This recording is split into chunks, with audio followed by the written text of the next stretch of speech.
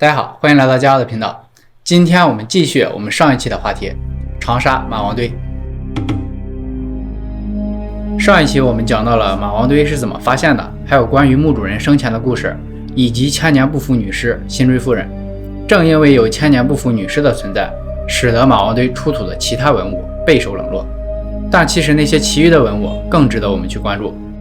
那我们今天这一期主要来讲马王堆出土的那些奇怪的文物，包括我们至今都仿制不出来的苏砂单衣，还有马王堆文物出土之后被盗的事件。如果你是第一次来到我的频道，我的频道是专门讲有关历史上的奇闻趣事、未解之谜。如果你也喜欢这类的话题，不要忘记点击屏幕下方的订阅，这样才不会错过我以后更新的视频。马王堆出土的文物数量非常多，而且都像墓主人的尸体一样保存的完好无损。好到什么程度啊？所有的漆器色泽艳丽，当年什么样，现在还是什么样，而且拿出来以后也没有像兵马俑那样褪色，以至于当年放在博物馆以后，大家都感觉这是刚刚做好的仿制品，丝毫不像2000年前的物件。可以说岁月这把杀猪刀对他们没有造成半点的伤害。不但这些器物保存完好，就连里边装的食物、水果，在刚出土的时候都没有腐烂，只不过棺盖打开以后，这些食物跟空气接触的一瞬间就化成了一滩水。其中有一盒漆器里边装了一碗莲藕汤，因为盖着盖子，所以里边的汤也没有被蒸发。专家打开盖之后，看到莲藕竟然还飘在汤上边。专家刚想拿出来拍照，手刚碰到容器，里边的水就瞬间消失了，莲藕也在迅速变质。事后专家非常后悔这次的失误，他说这碗汤其实早就形存实亡了，只要稍微一震动就会消失，他后悔没有直接拍照。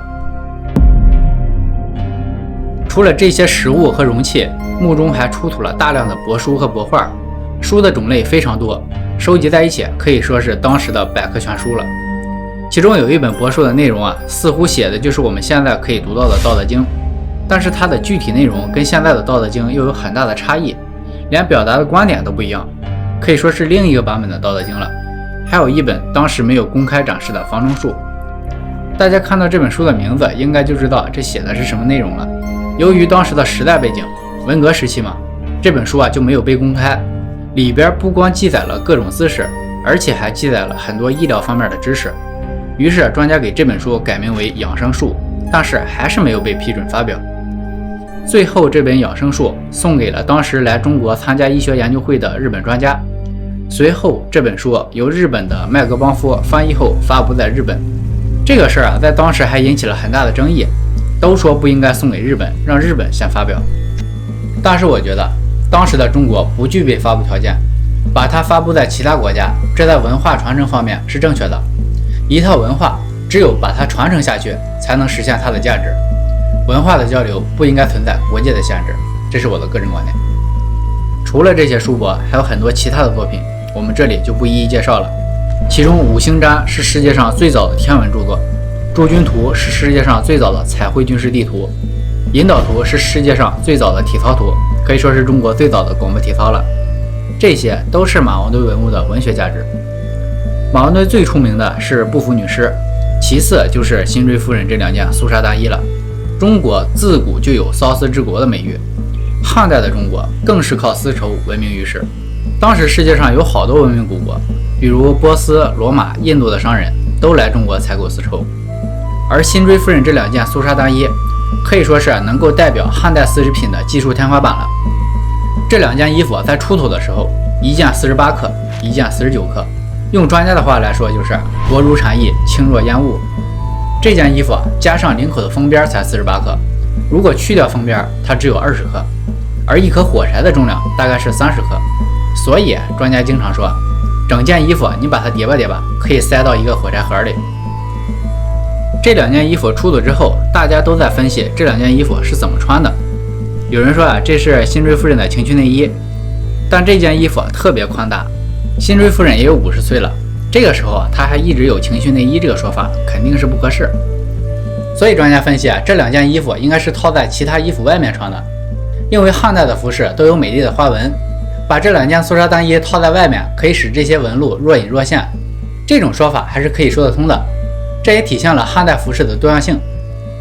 一看这衣品就知道辛追夫人在生前肯定是个体面人，穿衣服很讲究。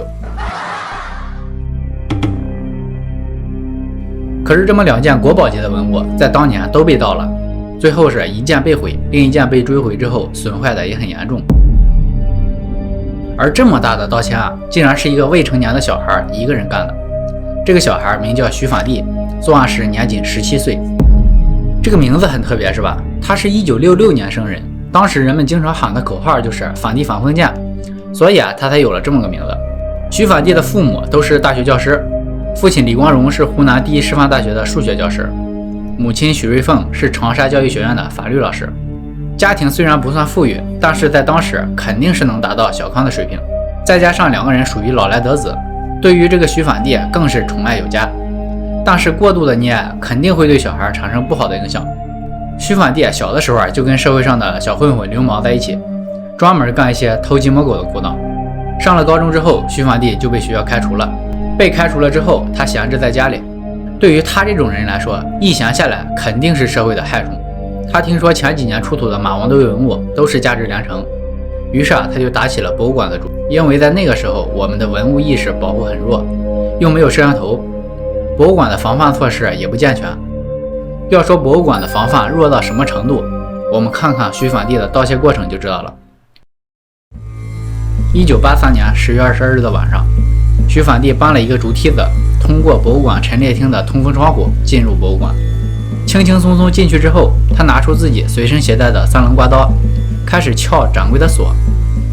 撬了一会儿没有撬开，他就急了，也不管他3七21，随手抄了个什么东西，直接开砸。一会儿的功夫，6个掌柜全被他砸碎了。看见没有，比盗墓的都暴力。就这么大的动静，外面的值班人员愣是没有过来看一眼。徐反帝把自己带的包装满了之后，背着包大摇大摆的从博物馆的正门走出去。到了大门口，还叫值班的门卫给他开门。我长这么大没见过这么嚣张的人。哎，今天你就见到了。这个门卫事后说，他以为是哪个领导家的小孩呢，没当回事就给放走了。回到家之后，他也是直言不讳，把盗窃博物馆的事全都告诉了他的母亲许瑞凤。这许瑞凤为了包庇儿子，竟然想直接把文物全部烧毁。刚烧了一部分的时候，他就想把文物还回去，可能罪还轻一点。于是他又把剩下的文物分成2批，一批扔在公园，一批通过邮局还给了博物馆。亏得他还是学法律的，这么傻的事儿都能干得出来。最后被抓了以后，徐反帝因为当时未成年，被判处了死刑，缓期2年执行。他的母亲因为包庇罪和焚毁文物罪被判了15年有期徒刑。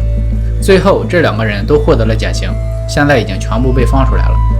他们2个虽然都出来了，但是被他们毁掉的文物却再也回不来了。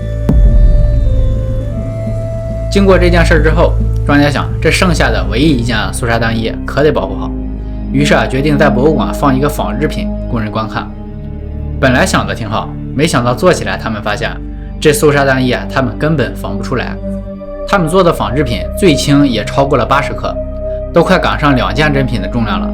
于是他们又找原因，经过他们反复的研究，最后得出结论是原材料的问题。汉代的蚕是3面蚕，个头小，凸出来的丝细，而我们现在的蚕是4面蚕，个头大，凸出来的丝粗，所以做出来的衣服才会这么重。针对这个结论，他们找出了解决方案。他们在现在的蚕中培育个头小的蚕，经过多年时间，他们终于用小蚕凸出来的丝又做了一件出来。这次的重量是49.5克，还是没能比真品轻。这次专家彻底服了，直到现在我们依然做不出比2000年前出土的肃杀单衣更轻的衣服，这就是古人的智慧。可是不管我们现在的技术再怎么高超，我们也都看到了，墓被打开了之后，只有一小部分的文物得以保存，其他的文物全都遭到了损坏。所以说我们还是叫它安静地沉睡在地下，才是对文物最好的保护，也是对我们祖先最大的尊重。他们那个时候讲究入土为安，可是辛芮夫人怎么也没想到，2000年之后，她的尸体竟然被人刨出来，放在实验室里解剖，放在博物馆里让所有人观看，她算是永无宁日了。那么在这里，马王堆的话题我就分享完了，感谢大家的观看。如果大家喜欢我的频道，不要忘记点赞、评论、加关注，我们下期再见。